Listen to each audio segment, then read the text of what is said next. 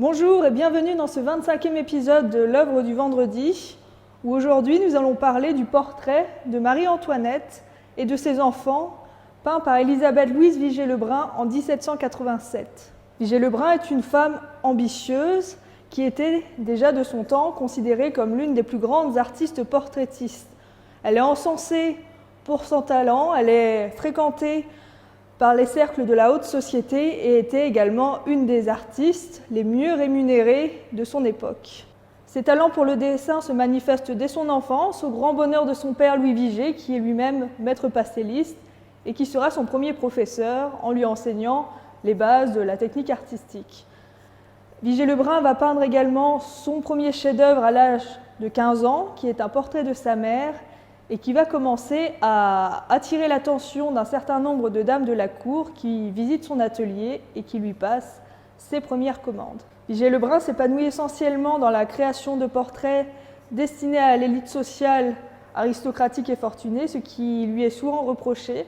Vigée-Lebrun est admiré pour sa virtuosité technique, pour sa façon de choisir ses couleurs, de représenter les textures des éléments de décor, mais surtout ce qui plaît énormément à ses commanditaires et à ses contemporains, c'est son art innovant en matière de représentation, d'expression et de pose de ses modèles. En effet, plutôt que de représenter ces modèles dans des habits officiels ou avec des expressions très solennelles comme il était d'usage de le faire, elle leur préfère une beauté plus naturelle, elle les représente dans des habits beaucoup plus décontractés, même chose pour la coiffure, et aussi également elle va les inciter à révéler pendant les temps de pause leur personnalité. Elle va s'efforcer de retranscrire autant que possible sur sa toile toute l'individualité de son modèle, ce qui donne lieu à des expressions beaucoup plus vivantes et beaucoup plus subtiles. On se souvient également de Vigée-Lebrun comme étant le peintre favori, le peintre officiel de la reine Marie-Antoinette. Quand elles se rencontrent, elles ont le même âge, elles s'entendent extrêmement bien.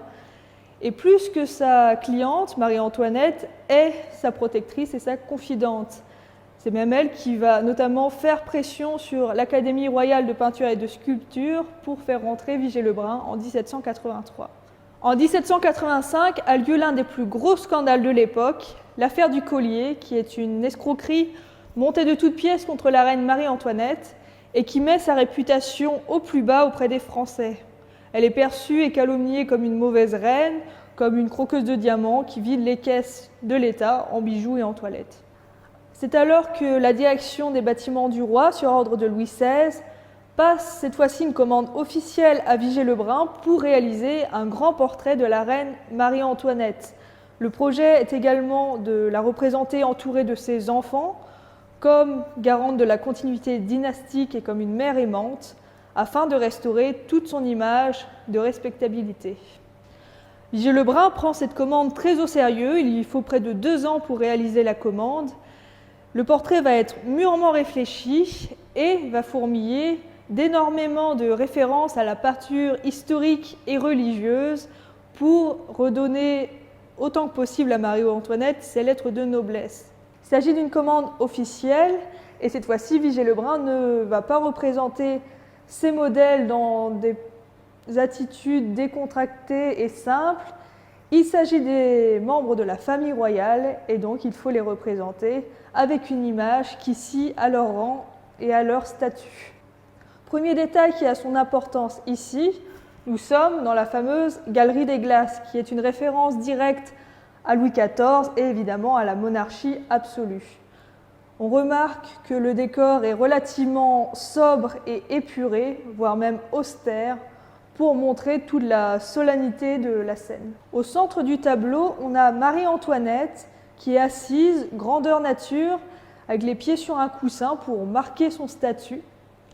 Elle a sur sa tête une toque empanachée de plumes d'aigrettes et d'autruche, mais surtout ce qui frappe le plus ici, c'est sa belle robe rouge, sombre, bordée de fourrure, qui est évidemment une allusion à la couleur du pouvoir, mais ce tableau fait aussi référence à un précédent portrait d'une précédente reine, celui de Marie Lesinska, qui était considérée comme une bonne reine, simple, généreuse et dévote. Autre détail qui a son importance dans ce décor particulièrement épuré, il s'agit de ce serre-bijou, ce meuble dans la pénombre. Vigée-Lebrun ne l'a pas mis ici au hasard, car il s'agit d'une référence historique qui parlait à ses contemporains.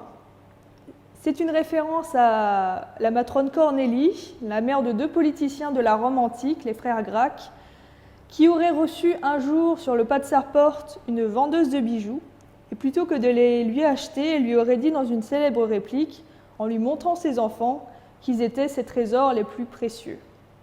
Vigée-Lebrun cherche bien évidemment à retransmettre la même idée avec Marie-Antoinette et ses enfants. On voit aussi notamment qu'au niveau des accessoires, Marie-Antoinette porte qu'une simple paire de pendants d'oreilles, un petit bracelet de perles à son poignet, mais elle ne porte pas de collier, renforçant justement cette idée que ses enfants sont ses bijoux et qu'elle n'accorde pas d'importance à tout ce qui est diamant et babioles luxueuses. Même s'il s'agissait pour Vigée-Lebrun de représenter la famille royale de façon majestueuse, on voit néanmoins qu'elle a tenu à inclure dans son portrait une atmosphère assez intime et familiale. Marie-Antoinette a son avant-dernier né sur ses genoux, le petit duc de Normandie. On voit qu'elle l'enlace, qu'elle le tient dans ses bras d'une façon assez maternelle, assez affectueuse. À votre droite, vous avez sa première fille, Marie-Thérèse Charlotte de France, qui enlace le bras de sa mère d'une façon très affectueuse, en la regardant avec des yeux pleins d'amour. Tout à gauche, ici, vous avez l'héritier du trône, le petit Louis-Joseph, qui est le dauphin de France, qui, pourtant, à ce moment-là de sa vie, n'était pas au sommet de sa forme, mais Vigée-Lebrun a tenu à le représenter plein de vie pour sauvegarder l'image que doit envoyer la famille royale et notamment l'héritier du trône. Il pointe du doigt un berceau vide qui est surmonté d'un épais drap noir. À la base, devait être représentée ici la petite princesse Sophie Béatrice, qui est décédée à l'âge de 11 mois et bien avant l'achèvement du tableau. 2 ans plus tard, le tableau est achevé et exposé au salon de 1787.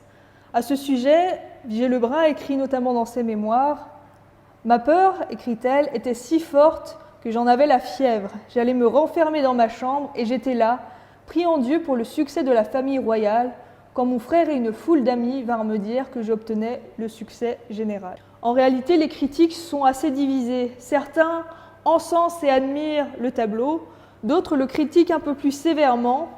Notamment, on reproche l'expression de Marie-Antoinette qui apparaît distraite, insouciante alors qu'elle vient de perdre une fille. On reproche aussi à Vigée-Lebrun d'avoir éventuellement beaucoup trop idéalisé ses modèles.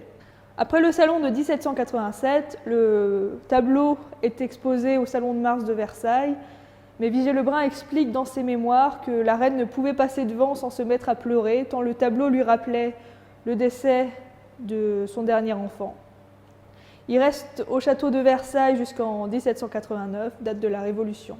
Après l'arrestation de la famille royale, Vigée-Lebrun, qui craint pour sa sécurité, décide de partir en exil avec sa fille, jusqu'à Rome, jusqu'à Naples, jusqu'à Vienne, jusqu'à Londres et même jusqu'à Saint-Pétersbourg, où elle continue tout au long de sa vie de peindre des portraits d'individus puissants et même notamment les membres des plus grandes cours royales européennes. Elle rentre en France en 1800 seulement, publie ses mémoires en 1835 et décède en 1842 à l'âge de 87 ans. Vigée-Lebrun laisse derrière elle près de 660 portraits, plus de 200 paysages, et en plus des collections privées, elle est exposée dans les plus grands musées du monde, comme le musée de l'Ermitage ou la National Gallery de Londres, ainsi que les plus grands musées européens et américains. Elle a contribué notamment à donner une image valorisante de la femme peintre et de la femme en général au XVIIIe siècle. Aujourd'hui, ce portrait est l'un de ses plus connus, qui témoigne de tout son talent et de toute son habileté artistique et est considéré comme l'un des plus grands trésors nationaux de France. Voilà, c'est la fin de cet épisode. J'espère qu'il vous aura plu, qu'il vous aura donné aussi l'envie d'en savoir un peu plus sur l'art et la carrière exceptionnelle de Vigée-Lebrun. En attendant, je vous souhaite une très belle journée et vous dis à la semaine prochaine pour un autre épisode.